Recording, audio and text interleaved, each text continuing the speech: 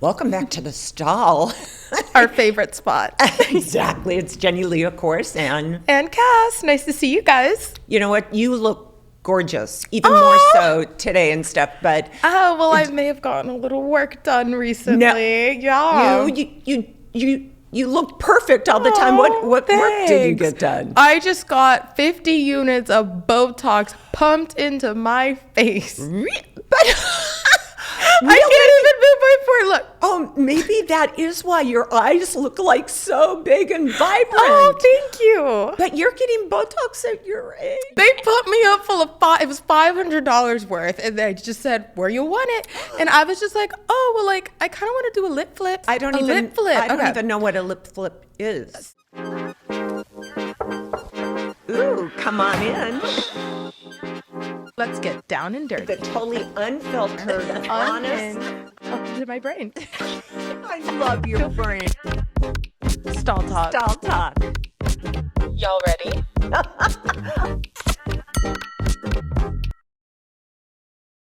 So, do you know like lip filler? Yeah, I know what those are, yes. So with fillers, they tend to migrate. So I didn't want to go that route with my lips. My top lip is a little smaller than my bottom lip. So I was like always interested in getting filler, but I didn't want it to like migrate into my face. Right. So I researched something called a lip flip. And basically they like inject Botox like in these areas, and it basically like freezes your lip into like a certain position. So it kind of does like that Cupid's bow thing. I still have about half a week for it to like fully like to be able to see what it looks like. It's been pretty recent, but I can't move my forehead. Ready? They did. Oh they my injected it all of my forehead, 11s here, Oh my and then goodness. like here. Yeah, it was really fun. I Well, was like, I wanted to watch it. Oh, ooh. Yeah, you can Ooh. like feel like when the liquid is getting pumped. You can like Ooh, no, feel no, it. no. Oh, I loved it. You're like, have you done anything like that before? Well, yes, I've had work done. I do Botox, and I'm due. So I do Botox. I do skin peels, and I've done. Ooh, I even did something lately. It's called needling. Have you ever heard of that? Like microneedling? Yes. Okay. Yeah. So I did that one, and that's kind of about it. I try to not do so much. As you age, you're going to get in a lot of trouble, because then, I want to age gracefully. That I mean, I'm not going to get rid of all my wrinkles and all this, but I try to take good care of my hair and good care of my skin, so it'll just look healthy and pretty, but get older. And we have a very cool guest coming in. We do. So excited. She's dropping into the stall. She's going to teach us all about aesthetics and styling and just women empowerment. Yeah, and she styled people like Ludacris. She's worked on The Voice. I'm super excited for you guys to meet her. Very famous, so stay tuned. Introducing today's special guest, Kash Howard. Hey. I am so excited to have you on Stall Talk. I'm so happy to be here. Thanks for having me. Of course, this is going to be a very awesome conversation. Absolutely. So firstly, I obviously just want to share our initial meeting and introduction and how we literally just bonded and connected so quickly. Your spirit, your energy, we met at a mutual friend's birthday dinner. You came in with someone I knew. I didn't know you, but yet you're very pleasant. And for one, your accent, I was like, oh God, where's she from? Because I was so drawn to your diction. So and then you were like, I'm a stylist, and your energy was just resonating. And I had this girl in front of me. You were kind of like adjacent, kind of not even in talking, direction, kind of rude, like really like interacting with you. So as the night went on and certain topics came up, and whenever I would mention something I've done, you were talking about, I think we were talking about Super Bowl. It was approaching. And you were like, oh, I want to do a tunnel, fashion. I was like, oh my God, I literally just did one of those. And you were like, really? And so when you saw it, it was a genuine love. It wasn't like, oh, okay, how we could be. Yeah. So it was just the way you landed. It spoke to me like I hadn't been spoken to from another stylist. When things like that happen, you got to understand it's divine order. It is. And so I just trusted, and here we are. Yeah, and I'm super grateful at how open you are and you were, especially at that dinner, because again, I'm a foreigner. I'm not from here, and it's like, okay, who's this girl from Australia? Who's a stylist? Who's doing, like, a lot of women get intimidated or are like defensive somewhat, absolutely. right? So thank you, because I'm very grateful for our friendship. I'm more enamored and so admirable of everything you've achieved and the work that you do.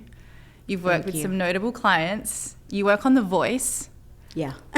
You're a costume designer. You're a stylist. You're a designer. Please share your journey. Like, please give us a snapshot of what your journey's been like, because it's incredible. Fashion has always been a way of self-expression. And for me, it started at a very tender age of flipping through fashion magazines, right? Or sketching designs in my Spire notebook, or being inspired by my mom or my dad or other family members' styles, giving me the passion to experiment with my own wardrobe. Yeah. Realizing and having the confidence in seeing how clothing can transform identity and perception. So with that, it took me to understand the cultural effects fashion has in music, art, and in film. So I felt like I can't lose, because I love art, I love music, I love film, and I love to design, and all of that encompass fashion. So that's what started the desire. That's what sparked it. I remember other groundbreaking, defining moments, like attending runway fashion shows with my mom, the Ebony Fashion Fair. And I remember being young, looking up at all the fashion as well as the models and saying, wow, I want to do this, you know? So all of that led to the determination. Really couldn't decipher at that time, like, you know, if I wanted to be a stylist, because I didn't start off as a stylist. I started off, you know, modeling and acting, and had a successful run at it. Did quite a few billboards for Coca-Cola, Cristal Beer, Capital One commercials.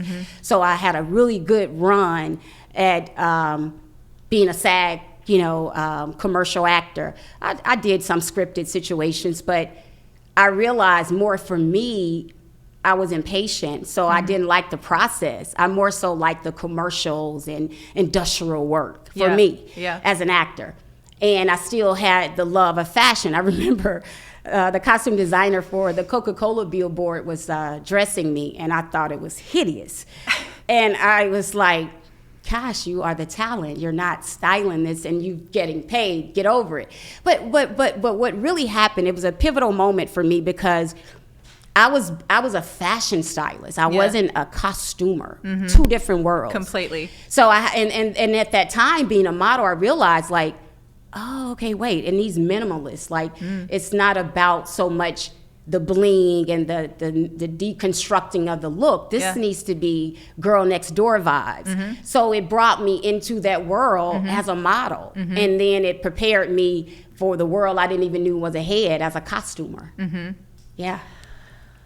I resonate with this so much. This is why I love you so much, because that determination that you talk about, that resilience, that personality type that you need to be in this industry, also having your own aesthetic, personal style, and then working with a client who has already their own distinct vibe about them, right?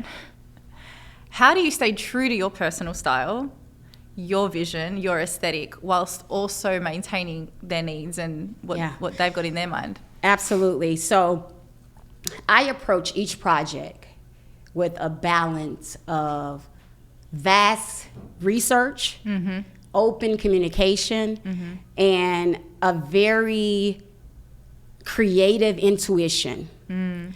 My first priority is to fully understand my client's core identity, whether that's through a brand they like, individual style they've seen they want to try, a personal concept they want to try. And that involves deep conversation. That involves looking at past looks, right? And in that moment, identifying key themes that defines their essence. So when I get a clear vision, what it is they want, I then align my own creative perspective, right? With a synergy that elevates the project beyond expectation. I do this with a focus on storytelling, aesthetics, emotions. I like to go places that leave lasting impacts, ensuring that I enhance the client's look, but not overshadowing with my own personal style. My signature style has to be flexible, so I remain adaptable, but I still bring my perspective and my point of view to the table. And that way you're really allowing that person to kind of shine through. Absolutely. Absolutely. I get it. I totally get it. Who is one of the most challenging clients you've experienced? Whew. Oh man, dang, that's let's see. Okay, a client meaning I actually work with them, because there are some that I chose not to work with. Fair enough. You know, I think the level of the work determines sometimes the opposition of the client. When you get two people that are very passionate about a particular look, image, how they want to come off. Everybody's really, I'm passionate, you're passionate. So we got to merge those worlds. I got to respect who you are and your identity, but you also got to respect you hired me to bring it something maybe it hadn't met yet, right? So what happens is you got to come in with a level of confidence and believe in your work. And so the client really, to me, in my history, I feel like sometimes they push the envelope to see if you will stand on, I believe this really works for you. But if you sway, I believe they don't believe in your ability and don't see a vision for them. You're really more so following their lackluster vision, and you're not fulfilling your job as the seer, the eye of the look, the person that really knows where to go with it. Because as a stylist, we dive deep. You know, we go beyond. We see the aesthetics of it. We see the jewelry, the rings, the dangles, the drops, the shoe, the heel, the cut of it, the square toe, the pointed toe. That matters. He may want a pointed toe. No, that's not working with the level of the cut of the pant. Right. We're that intricate, right? At least we should be. 1,000%. So I've had a client that I worked with 5 years, and I wouldn't say he was difficult, but I had to stand my ground on what I saw to be what would not only make sense for the look, but the workmanship of what we're doing. And I remember we had a conversation, and it was a tour, and so he said, you know, I said, look, we do 8 circles. And that's changes. That's a lot, right? And I say, you know, you want to change clothes, and you know, we really need to do breakaways, and to where, you know, we do we put the Velcro, and it's easier for you to get out of it. No, I don't like that. I'm like, yeah, but it really makes more sense. And so I spoke to the stage manager, and I was like, you know, I really need you to help me kind of, explain to him, the mechanics of it all. And so I was like, don't worry about it. Don't worry about it. So I was like, Cash, you are a mom. So let's be a mom in this situation. And I said, listen, you're not going to make it in time. You're not going to make it. You're not going to make your stage call time. Oh, I've been doing this for years. You just started. It's like, oh, okay, sure. What do I know? Newbie. Okay. So I said, okay, God, do your big one. So call time, and we get ready to go out, and we have to put the wings on him. The wings come on, and then once the wings come on, that's when he dropped the cape and was supposed to drop the pan. Right. Well, the pants were stuck. They didn't come down. So the lights on him, crowd's going crazy, and he's juggling with the pants. Well, he had to keep the same pants on the whole run of that first circle because he didn't listen to his stylist. So that point afterwards, I didn't say, told you. Yeah. Just went along with it, and then he says to me at the end of the night, so you'll have those pants ready for the next show, right?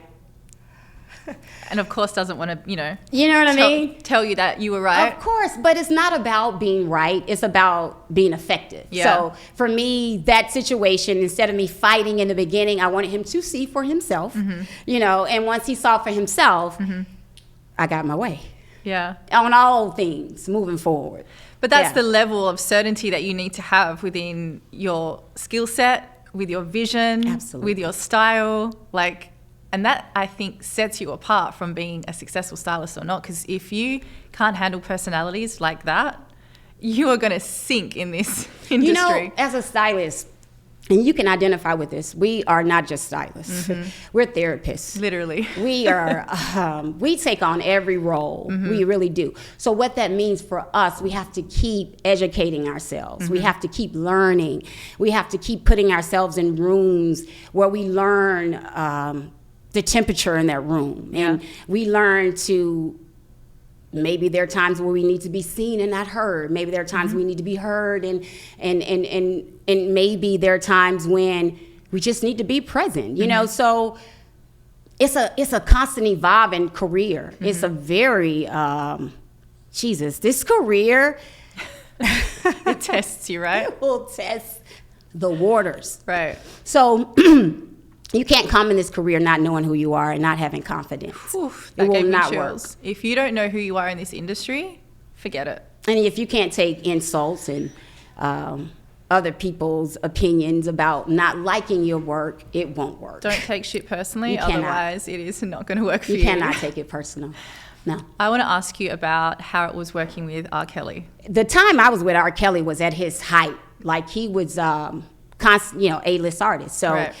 meeting other creatives, sitting down with Tom Ford, designing blazers for album covers. I styled 3-4 album covers. I worked with him 5 years. We toured all 5 of those years. Wow. His press runs were crazy. Well, they were insane. They were just crazy. So I just, it was a rock star lifestyle. I enjoyed working with R. Kelly. I learned so much. I learned so much. He taught me so much, because before I worked with R. Kelly, other greats had worked with him, like June Ambrose, which is my idol. She's amazing. Wow. So he had already been kind of like nudged in the world of a stylist, and then coming from somebody as great as her and getting somebody as myself, who was at that time not an embryo in the game, but nowhere near June Ambrose in that level in my career. So he also helped cultivate my career, working for him. What are the odds of that? So it was just a lot of learning with him. I mean, he's a teacher. There's a softer side to him that I got to really appreciate. So, and we had our riffs, we would have our moments, but that's what made it so amazing and so genuine and authentic, because he knew, Cash she's gonna bitch. She's gonna stand her ground on woo, woo, woo. But I think, as knowing you as I do, it's because you care. Because I care. It's because you care. Say that for the people in the back. That is really it. And if I'm quiet, I'm done caring. Right. Yeah. I've definitely felt that from you the moment I met you. It's like you won't speak your mind and have such passion if you didn't give a shit. Absolutely. And I have to say it like that because that's so true. Real. I mean, that's cut and dry. Like, that's really the way I am. And so it brings about a different level of passion for what you do, and the person you're doing it for realizes, look, the ultimate goal is not only providing and creating a service and a look for the client, right? For me, my ultimate goal is to push creative boundaries that have lasting impacts, right? So when I leave this client that was so hard to work with, and I got him to try these skinny jeans, I got him to try some things maybe he wouldn't have tried, the next stylist may not have such a hard time to get him to be open, because I've already knocked that door down. And that's why you're not just the stylist. I'm not just a stylist. Yeah, you're pushing boundaries. Yes. with him as a person, as a human. So every client, I want to try to introduce something new to them, because I feel like I haven't done my just if I come and then this is your vibe all the time and I bring you the same vibe. You're not pushing boundaries. I'm not pushing boundaries. I'm staying within your safe boundaries, and that's not why you hire a stylist. I mean, let's be honest. A stylist is an elective choice. It's like cosmetic surgery. You don't need it. No. Right? No. You really don't need it. You could go without it. So when you decide to get a stylist, that's a luxury. So when you're elevating yourself. You're elevating yourself, and you got to be able to also afford that luxury. You have to be able to afford it because it's elective. You want it. Yeah. Just like anything else you want, you got to pay for it. Exactly. So that's another thing. As a stylist, you really have to do the business part of it. You really have to understand what it takes for you to achieve the job, your time, your gas or electric, or your thought process. You're not just paying, although it may take me an hour to do the job, you're not just paying for that. You're paying for my years of experience. You're paying for my cultivated eye. You're paying for my days off, for me out just sourcing. So when a person like you do call, I know where to go. Yeah. So you got to pay for that. So that's an elective choice that comes with a well-rounded stylist who really get it. And I really don't think we really get the credit we deserve. Like when Absolutely it's like not. Wardrobe stylist, and it's like, oh, you're a stylist. It's like, do you know what that encompasses? Yeah, absolutely not. We are definitely not credited for the work that we do. We're not. Yeah. I want to keep talking. I have so much to obviously ask you. Do this all day. Literally. But what is your advice for someone walking into the industry at this stage of where we're at in the world? Because the industry isn't what it used to be. Right. So what would be your advice now for someone that's starting their career in styling? Even though it's not where it used to be, I believe in old school methods. And I still believe in my same core values, and that's open communication, that's deep research. I feel like stylists don't do enough research. And not only on the project, but the person. Like know who you are dealing with, not just what they're doing today. Venture off to see what they've done back in the day. Oh, she may like this vintage look because, oh my God, I saw she was in this Bob Mackie gown and da-da-da-da-da. Or now I see she's wearing, Schiaparelli, so I can merge the world. So do your research.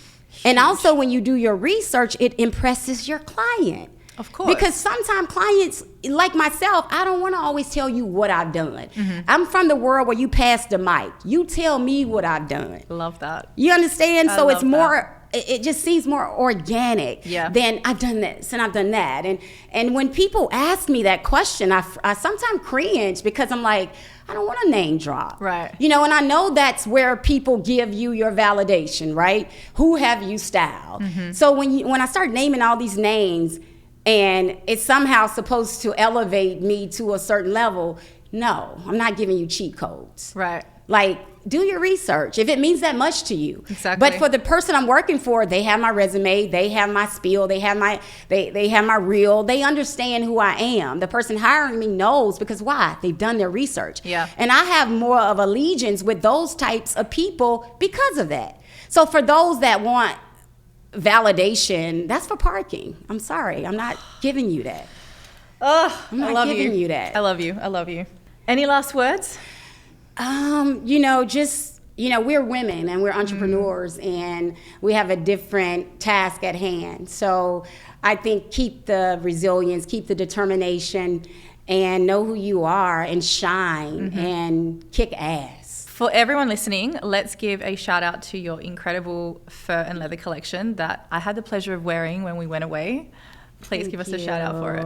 Viewers, you can find 7 furs and leathers at, you're gonna write out the number 7 and then fursandleathers.net. Kash, thank you so much for coming on Stall Talk. Thanks for having me. Well, that was amazing with her. What a powerhouse, huh? Right. Now you guys know why I hang out with her. She's just like uplifting, empowering, awesome energy. As you guys were talking, I was like, wait, is this the woman that's been on your stories? I've seen that you've posted when you went to the garment district for the first time. Was that She her? took me to Santee Alley. I'm still shook that you've never been there. So I had been to certain parts of it, but she took me deep into Santee Alley, and I was like, where have I been for the 3 years that I've lived in LA? So all the time you went to the fashion district, you didn't know that Santee Alley?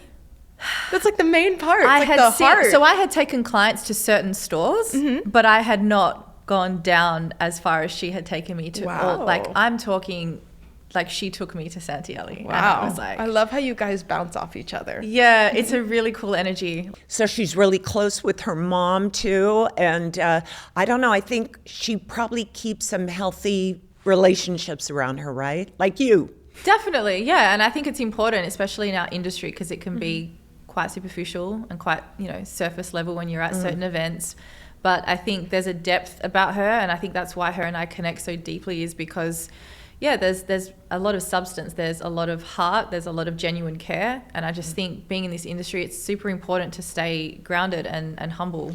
And you know what? I had the question when you guys were talking. I thought, you guys were both saying when you're a stylist, which is interesting because I've never thought of that. I've never had the good fortune to have a stylist, but I've always had a costumer, right? Yes. So anyway, with that, you guys talked about how you have to go deep with your clients to understand them and all that. So you guys do work like therapists, but when you go into those rooms and you have to dig so deep with your client, are you truly like a therapist that you, when you get out of the room, is it hard to shake off that? I think if you have the capacity to hold someone and what they're sharing with you, like, with our conversations, like, and having conversations in the bathroom, like in the stall, it's like you want to provide some kind of emotional support, or you want them to know that you've got them, you've got their back. And so it's the same kind of thing. Like, you want to truly understand who you're working with, and you want to truly understand like who they are. Like she said, like, it's not just putting clothes on them. Like, who are they? What's their authentic core essence? When you truly understand that about someone, again, it's like the clothes and the outside is just the cherry on the top. But are you able to separate it, or do you take it home at times? For instance, if I could share so much, Cass had a real rough time a couple weeks ago, and frankly, she came onto the set, and the first thing she did is she was started to cry, and I just grabbed her and held her. And she rose to the occasion. She was a trooper and did fabulous. Thanks. But I was so affected by that it consumed me all weekend long, Really? and that I love this consumed me the honesty whole right now. time I love how because- honest you are. Sweet. No, it's true, because I'm just thinking of her, and she was, in a bad spot. And I'm working now so closely with her. And so again, for me, it's hard to shake it off when she's not doing well. When you have to work so closely with a client, because like Cash said, that when she walks in, she just doesn't show up. You are so invested if you're going to do a good job with a client. Exactly. So there's a level of, because I speak for myself, like a level of empathy that I show to people anyway, and then with my clients, because I think we care so much. Yeah, it does affect you. Because I'm not going to say, I can brush it off, because I'm super sensitive, and I know I'm very emotional. I am too. And so, yeah, there's a level of energy that you take on, and that's why you've got to be super conscious of the energy that you surround yourself with outside of work, because that all takes energy, and it's exhausting if you don't know how to discern between it. So, yeah, I take it on, but I think I have the tools that I cannot allow it to affect me. But being so sensitive and a woman and all of that, it, like, you take it on. You can't not. And I just...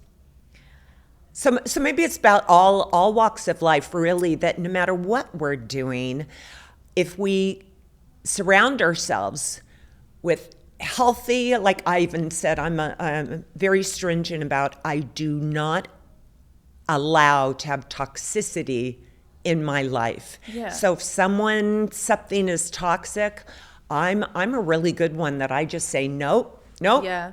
nope, not going to happen, not going to go there. Yeah, I right? agree with that. I'm almost like, no, that doesn't feel good for me, or that doesn't align with me, and I'm okay to express that. And I'll say no to something. Doesn't mean it probably still wouldn't affect me in the moment, because, you know, it could be quite abrupt or like, whoa, where did that come from? But I think I've got enough emotional intelligence to be like, thanks, but I'm good. Oh, you know what? Have you guys ever said no to someone that came to you and wanted to hire you, and you had a job, and then you meet them and they're so icky that you just say, nope, can't help you? Have you ever had to do that? Yeah. Wow. Yeah, it's What uncomfortable. happened? I'm too honest, as you can probably tell. I'm so direct and honest that I have to just say how I feel, like, because I just can't pretend. I can't do the fake thing. I just say it, and if it's kind of caused an awkward, uncomfortable moment, then it's like, let's sit in that awkwardness for a little bit and let's move through that, shall we? Or not. And if we can't, then let's exit stage left. That, you know what? That's a fabulous tool for everything in life, I think, is just sit there with that honesty, take it in, and say, can we move through this? And if not, go hang out in the barn with the donkey and say, nope, not going to work for you, right? I couldn't do that Yeah, only a couple of years ago. I think I can only do that comfortably now at this point in my life. I just want to leave people with one thing. Recently, what I've learnt the most is the more vulnerability you're able to give someone, the stronger and deeper the connection you'll have. Definitely. And say no to the icky ones, right? Thank you so much, Ivanna, for coming on. We love having you. Oh, Thanks, ladies. yeah, always. Trending up, trending down. What? It's that time, trending up and trending down on Stall Talk. This week has been all about live action Disney movies. We have Lilo and Stitch coming out in May, which I'm super excited for. I was just at Disney and they had all the Stitch characters everywhere. And we currently have out Snow White. It's been getting a lot of controversy. What do you guys think? Let's talk about it in the comments. That's all from me for trending up and trending down. Bye, babes. Thanks so much for watching and listening. Don't forget to like, follow, and subscribe on all our social media platforms. See you next week. See ya.